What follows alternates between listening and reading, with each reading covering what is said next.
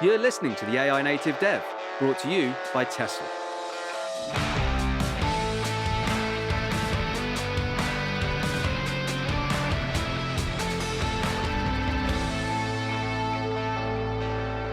On today's episode, we're going to be talking about AI's role in testing. And joining me today is James Ward, developer advocate at AWS, previously Google.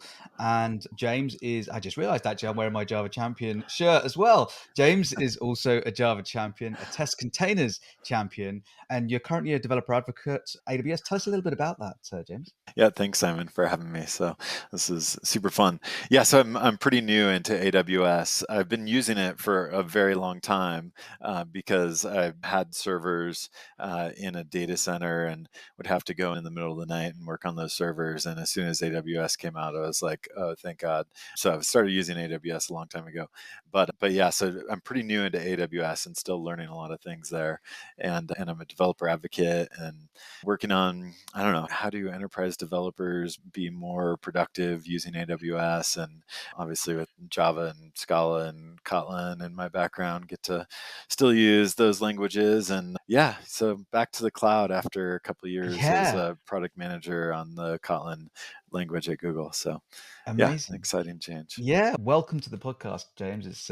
And we've known each other for a fair amount of time from the Java space as well, so it's a pleasure to do this episode with you. Now, one of the things that caught my eye on, should we call it X? No, let's not. Let's on Twitter. I still call it Twitter. Just yeah, let's call it Twitter for it's just reasonable denial Yeah. of the inevitable future. So one of the things that caught my eye on Twitter was a tweet of yours.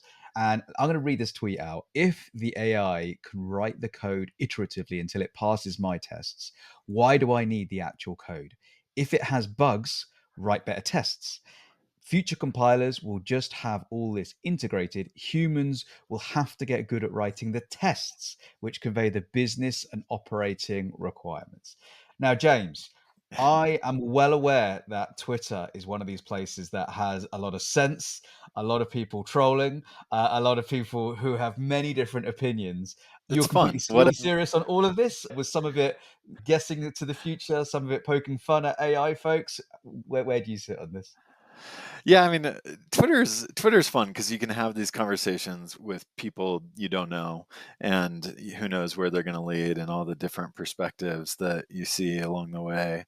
So yeah, it's fun to be able to throw out a crazy idea and then get some interesting responses. And that's what happened with that tweet. Was I don't know. I've been using these AI tools more and trying to see how they fit into the work that I do and the code that I write.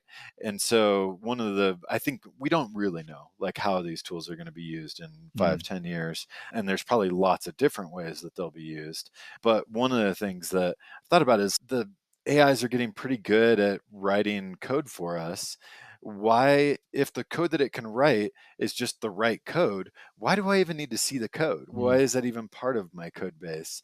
And so after tweeting that, this idea popped into my head. I'm like, I think I've heard about something like this before. And if you'll remember, 4GL languages were this idea that you'd have these, like, that you would, I don't know, maybe it was like low code is the like 4GL movement. And so it's like, somebody has to have come up with what 5GL is. And so of course I went to Wikipedia and was like, hey, 5th generation language. And of course it was basically describing what my tweet was about. Is the AI is you're gonna write your tests, or in kind of more futuristic languages, you don't necessarily write tests, you write like proofs. And so yeah, so I was like, oh, like people have obviously already thought about this.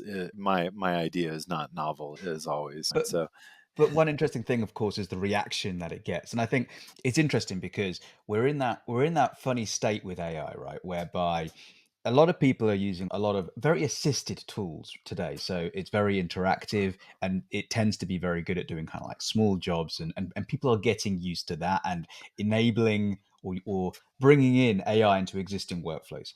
In fact, a great example of that is I was chatting with you earlier, talking about AWS Code Whisperer, which has now been rebranded to AWS Q Developer. And that does a lot of these kind of things, right? When we think about writing code ourselves. It's there step by step, line by line, helping us as an assistant to get us to the next step, which is here's the line of code I think you wanted to write, or here's the test case that I think you want to create for this. The tweet, however, takes that to its extreme, and there's a lot of people who are still maybe a little bit unsure of today's the present reality. And I think you always find people who want to truly believe in it and see the future of where this is going to lead us, and others that are very skeptical about whether this is the true path. Yeah. That's for good reason. We've Yeah. been through so many hype cycles, and I have a funny story kind of related to this. There was a long time ago, I was at the Denver Java user group, and the presenter didn't show up. And so the organizer asked, "Hey, does anybody have anything they can present on?" And this gray bearded man who I didn't know gets up and he's, "I got something that I can talk about." And he's, "I'm going to tell you about something that's going to change the world." And we were like, "Oh, interesting." And he's like, "XML." And none of us had even heard of XML at the Yeah. time. And this is XML is going to completely change everything. And then he went on and talked about his crystal ball gazing of all the ways that he thought XML is going to change the world. And XML certainly did change the world in Yeah. many ways. But looking back at that, the ways that it changed the world were very different from what we thought at the time for how it was going to change the world. Mm, And then we went mm, through all the like SOAP stuff and all the AWS Splat stuff. And I don't know if you remember all that, but there was all these attempts at like, how does this actually get integrated into daily work and getting our jobs done faster and more efficiently.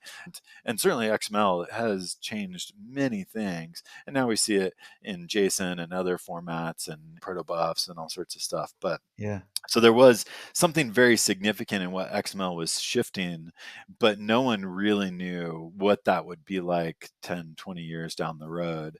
And so I Yeah. think we're at the same point with AIs. We see AI being used in all sorts of places. We see the people that are resistant to the change. And I think that it's just we don't know like what this is going to look like in 10 years. And there's people that are like, oh, developers are going to be no longer needed. And there's people who are on the other side of the spectrum. And so, yeah, it's that wild time where there's this huge hype cycle, lots of change, lots of crystal ball gazing. And if anyone actually knew, like going back to the XML thing, like no one actually knew like what the future would look like. Yeah. And in part because it's iterative, right? And like we try things, we make some changes based on those things, and then we try new things. And so it's just, you can't imagine how all the iterations are going to play out. So yeah, I think that's exactly where we're at with AI. Yeah, absolutely. So what I'd love to do is actually go through we've grouped some of the replies to this tweet, and we'd love to go through them. Before we do that, do we need to expand on this idea a little bit, or do you think Yeah, the tweet was actually, clear enough? let's talk a little bit about it, I think. Yeah, in fact, why don't you, rather than me describe Yeah. your tweet, why don't you take us through it? Yeah. So I think today what some developers are doing is they start writing some code and then maybe are using a code assistant to fill in the boilerplate almost or the boring bits. And that's great. That's okay. That's nice that a lot of times I can spend less time thinking about the code that I need to write because the AI has been able to come up with something just based on what I started typing. And I think that's a good step, but for me, I'm wondering why does that code actually need to exist in a human readable form if the AI can actually get it right? So if Mhm. the AI, if all that I need is some form of way to express what I'm trying to get to, then why does the code need to be readable? Maybe it does for debugging, maybe it does for some other reasons, but if we could get to a point with the AIs where the code has been sufficiently, or the specification of the code, what it needs to do has been sufficiently defined, then why does there need to actually be human readable code? Mm, And I think there's a few challenging aspects to that. One, I mentioned both of them in the tweet there, but I'll expand on them. One is this requires our specifications to be sufficient to know that the functionality is what I would need. And there's all sorts of complexities to doing that because a lot of times the code that we actually are working on has some kind of tangible aspects to it that need to be covered, especially on the operational side. So on the operational side, you may know that this particular function is going to be called a million times in 100 milliseconds or whatever. You may have some ideas around the performance characteristics that you need this function to have. And so you as a developer generally would optimize that particular function for those operational production requirements. But why aren't those production requirements specified in our tests? And I think generally our testing frameworks don't get into the operational requirements of a system, the security requirements of a system.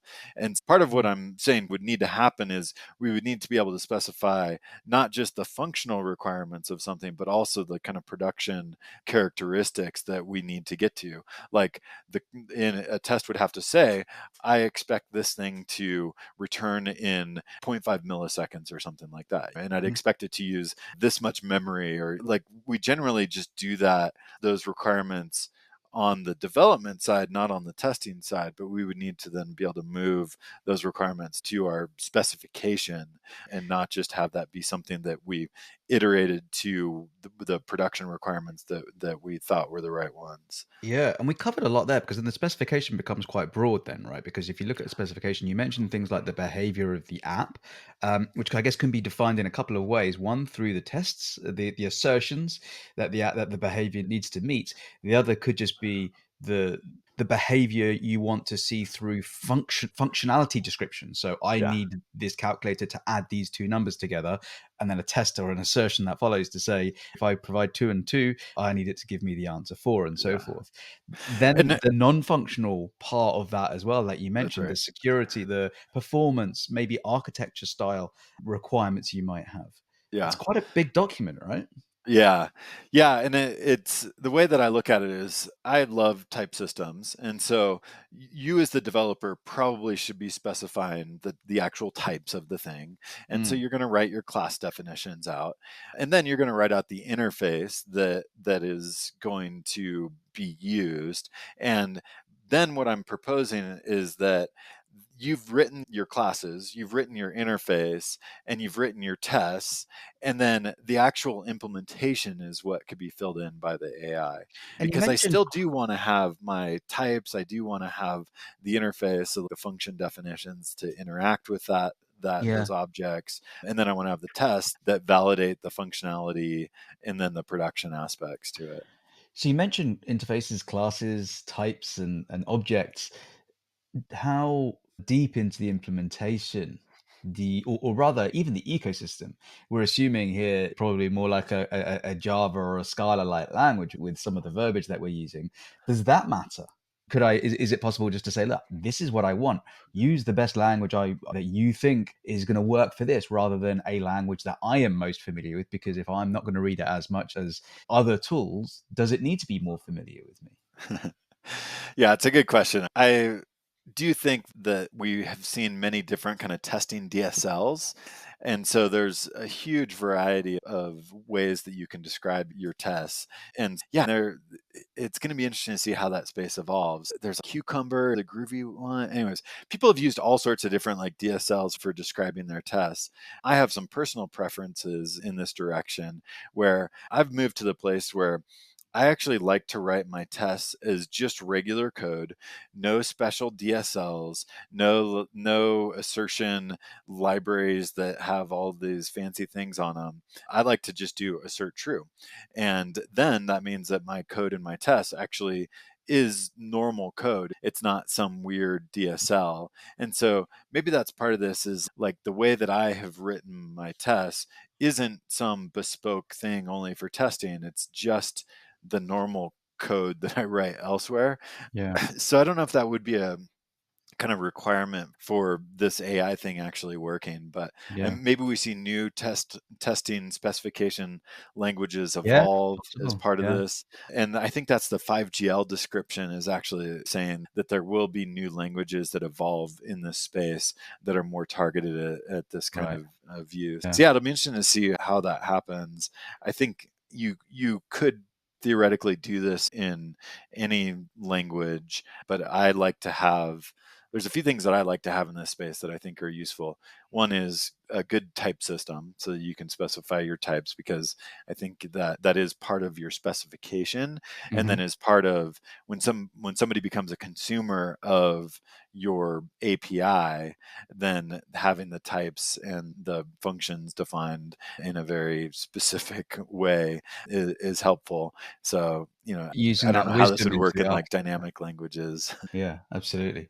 One of the themes of answers that people replied, and people did reply in droves to your tweet, was that tests aren't good enough. One person said they only capture a fraction of what code is capable of, and some things are very hard to test. Another person said, no, someone has to still maintain the thing, and work out why, if it's behaving in an unexpected way, why this is the case.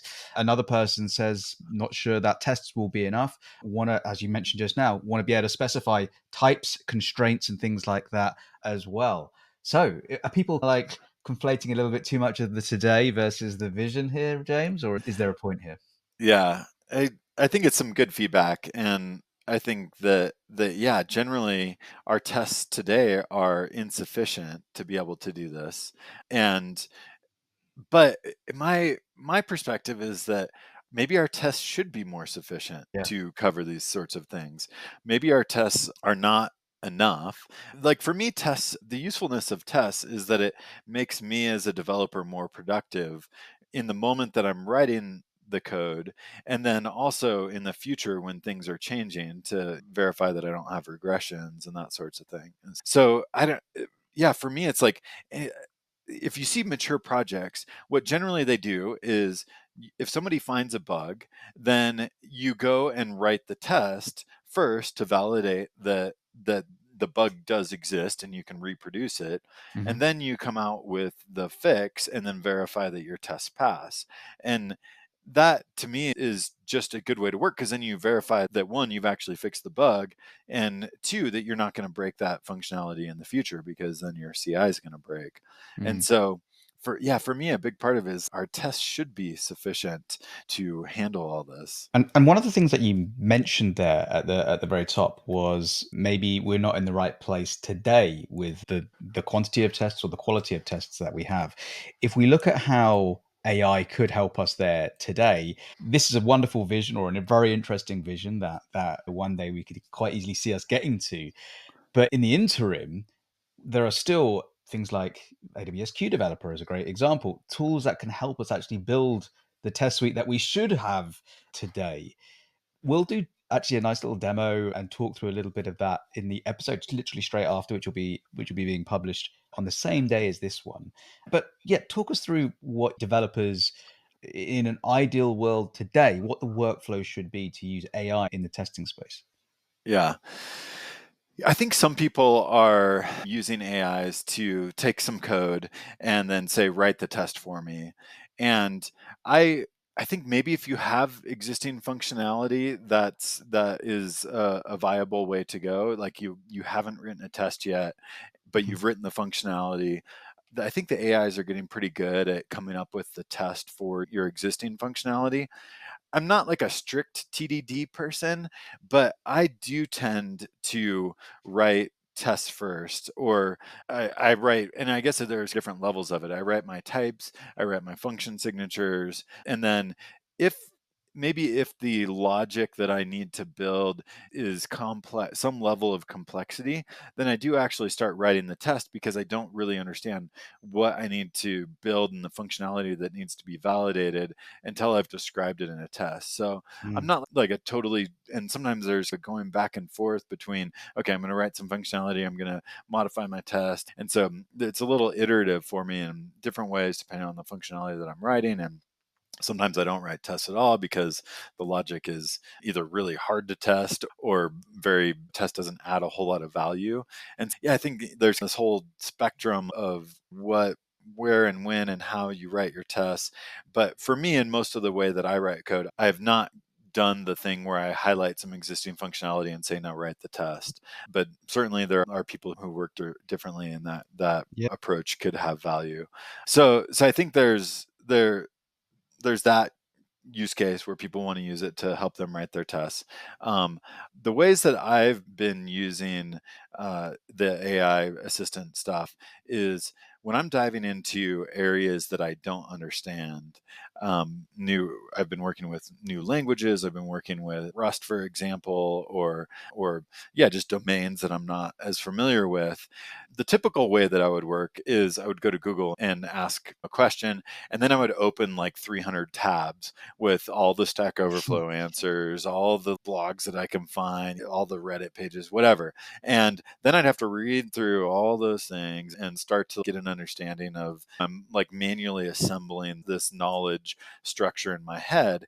And now what I generally do is instead of doing that process, I just go into, in my case, Q Developer, and I just start asking questions. And I think that the benefit of that is that it's already done the 300 tab thing and assembled its knowledge. And then I can start to cater the response and start to ask follow-up questions. And so for me, that's been one of the primary use cases, is just the asking questions. And I know people use ChatGPT, and I think Copilot, and or you can use Claude from Anthropic. There's lots of different ways that have these knowledge bases. Essentially, you can go start asking questions to. Yeah. So I think that's the first way that I've gained a lot of value from the AIs.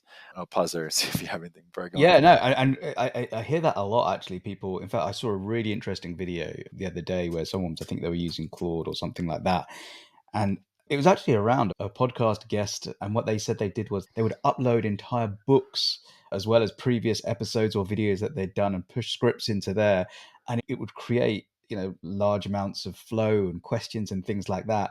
And that's what AI is amazing at, right? It's about make me much, much more effective by learning all this information in a second, or using all this context in a second, and then give me that summary of what is useful and what is most important for me to know now.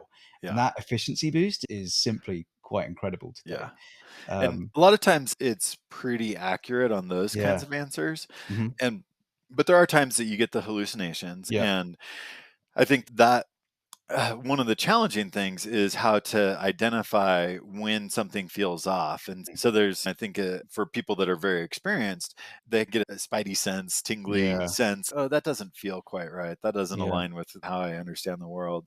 And so I think that's something that still is a gap, is for people that aren't experienced enough to be able to get that like spidey sense on something.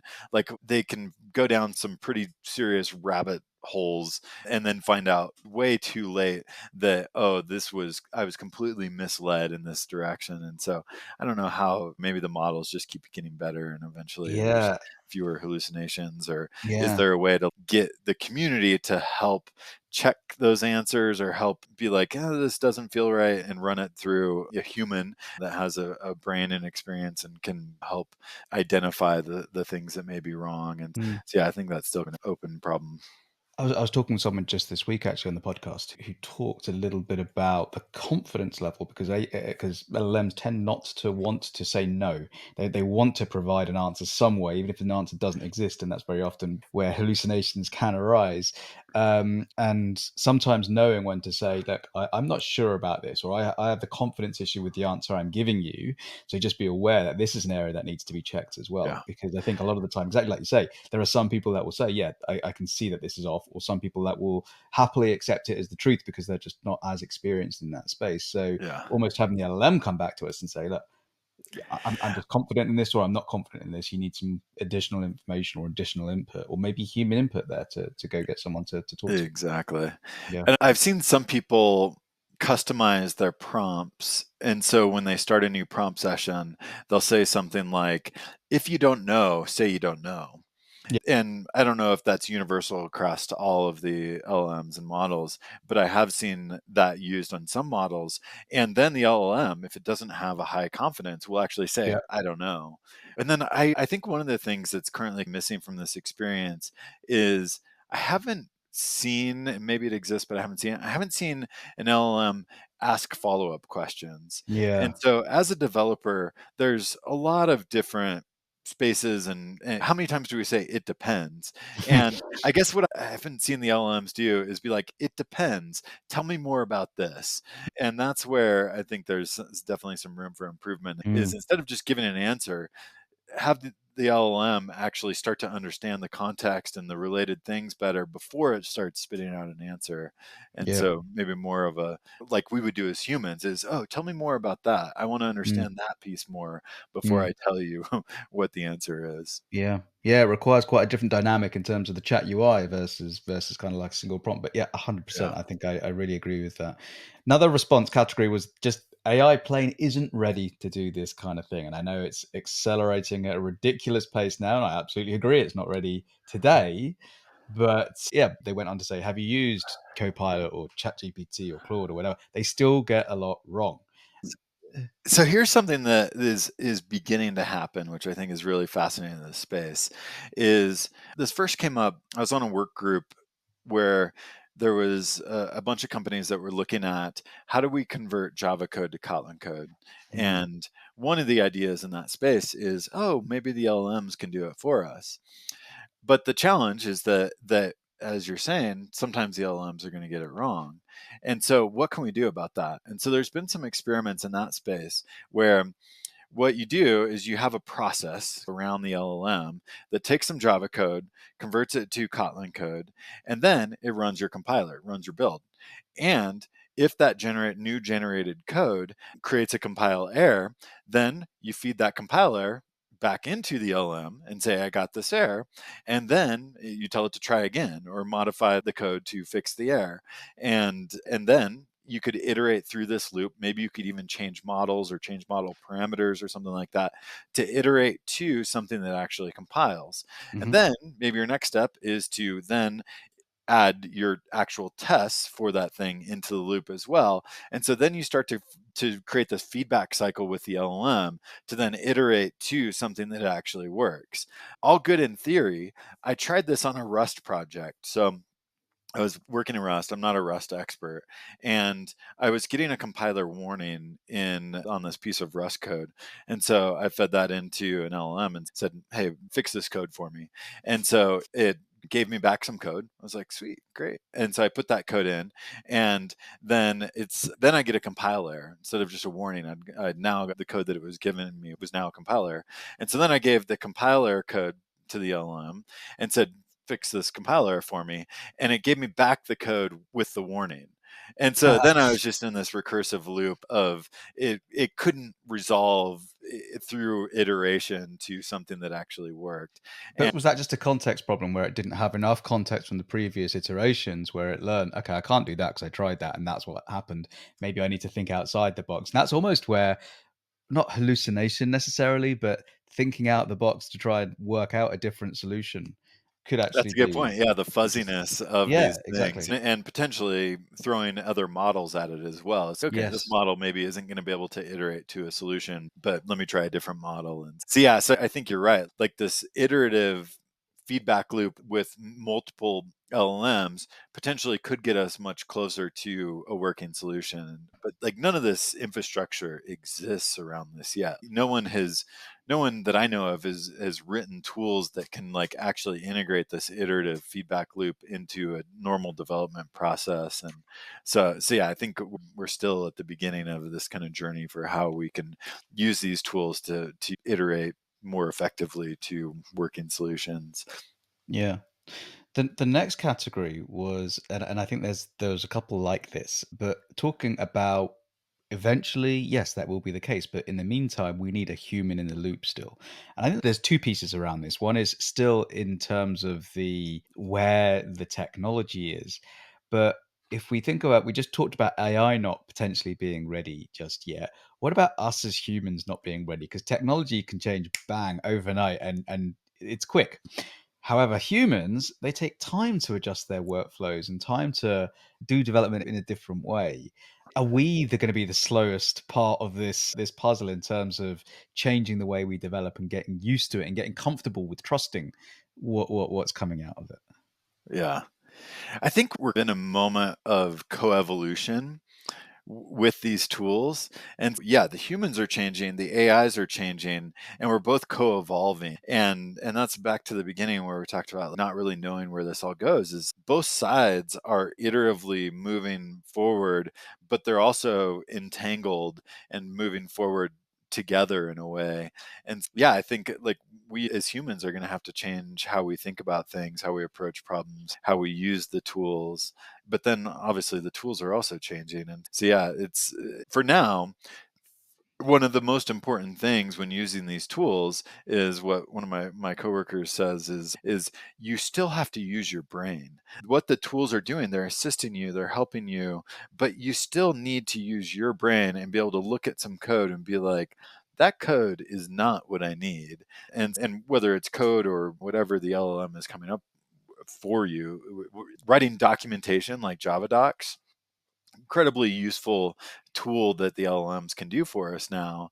But you still need to read your Java doc and be like, is this actually correct? And so, yeah, I think it's this pairing between the tools and our brains based on all the experience that we have and the business problem that we are understanding and trying to solve. Yeah, and that actually came up a couple of times as well, just from the point of view of the abstraction and saying this is just another abstraction to where we are now. This person, this individual, didn't imagine a big difference between how we work now to later. So ask the computer to do something, run it, verify it, and repeat and iterate through that. Which, yeah, to some extent is true. It obviously changes what we are physically doing at a machine, and potentially let's talk a little bit about what you consider the dev role to be in this kind of like future space. You were previously talking about that it's the human that still needs that brain to actually be able to, whether it's design or whether it's create the app in the way that they want to achieve something. Is the developer just that one level abstracted higher and focusing on the app at that slightly higher level, ignoring the lines of code or how is done things are done and focusing more on the what? Yeah, that was an interesting comment where somebody was like, so we essentially just, the future is that developers are business analysts and are the ones that can take the business requirements and translate them into a specification. Is that what you're proposing? And I don't know if that's what the future looks like. I don't know if I would be very super stoked on that because I like solving problems and getting into to code and like figuring out the right ways to model things and test things and the like mechanics of a lot of this stuff. Not so I don't get super excited about understanding users and their needs. So let's talk So, about that because I think that's a really important piece of as to where development goes, because developers aren't developers just because, hey, let's go into this space because there's a ton of money in it. They do it because they love problem solving and they enjoy coding. So in this new world, where's the fun? What's the thing that is going to get a developer to have that amazing moment where they solve something? Is that still going to exist? I sure hope so. I would be bummed out if the AI took the fun parts out of the job. Because yeah, I think hopefully where this goes is that the AI takes the not fun parts and does those for me, and then Mm. I get to focus on the fun parts. But I don't know what that actually looks like. For would I enjoy my job if all that I was doing was writing a test and the types and the interface? Would that be fun for me? I don't know if it would. And so, Still yeah, get that creative piece by seeing an application being built up by writing spec versus actually writing the code, because you are yeah. still creating. But you could argue as well, exactly like you said, if you can get the AI to do those things that you either don't like doing or takes time and isn't actually that part of the creation, everything from tests as well, but documentation, those kind of things that keep everything up to the standard, which often when we look in open source spaces and other areas, your mileage varies across many different libraries and packages, right? There's that aspect as well. Going further into the future, some people say, do you know what? This is great, but you didn't go far enough. There's something beyond what you're saying, which is talking about developers, or what we will label as a developer in the future. They're just going to write test specs rather than implement.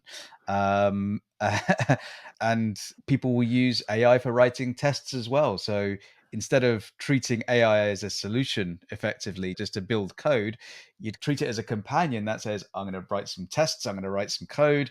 It does it all for me, and my hands are clean. It broadens the number of people that can be that developer as well.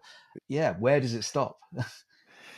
Yeah, and I think we've seen so many, I don't know, attempts, but some of them successful around low code or no code. And I think it's a wide space. And so there's going to be I'm sure places that need developers who can write code and debug code and get into the gory details of things and figure out the hard problems. And then, just like we have with low code and no code, there's going to be this widening of who can actually be a developer, who can create things. And an example that my co-author, podcast co-host Bruce Eckel likes to talk about is that we've got a bookstore in our little town we live in here in Crested Butte, Colorado. And the software that exists to manage a bookstore is terrible, because who is motivated to build a team of 20 developers to build good bookstore software, right? Like, it doesn't make sense to for that space to be solved, because it's too expensive to get to a good solution, and there's not enough benefit to people actually investing in that. And so we have a problem Mm, that there are many domains in our world that could be better solved through software, and yet there's not enough financial motivation. There, people have to spend many years learning how to build systems to be able to solve those problems. And if we can significantly widen the net for who can actually solve these problems, like, that is amazing, and could get our friend Arvin, who runs the bookstore, good bookstore software that he currently doesn't have, because there just isn't the economic incentives for that to exist. And mm, so I think, great, let's widen the spectrum of who can solve many of the problems around the world with software. I think that's a great thing.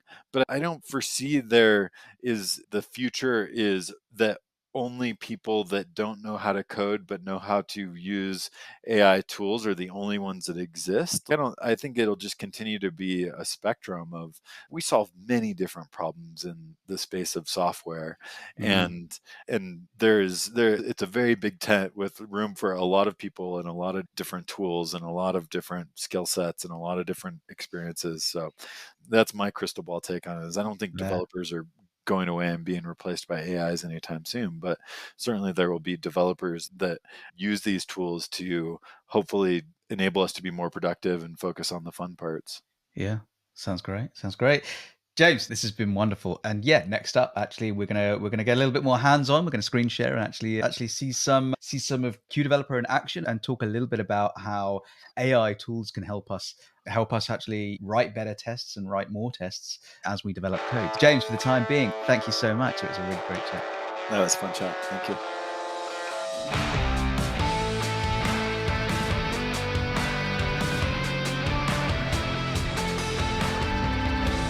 Thanks for tuning in. Join us next time on the AI Native Dev, brought to you by Tesla.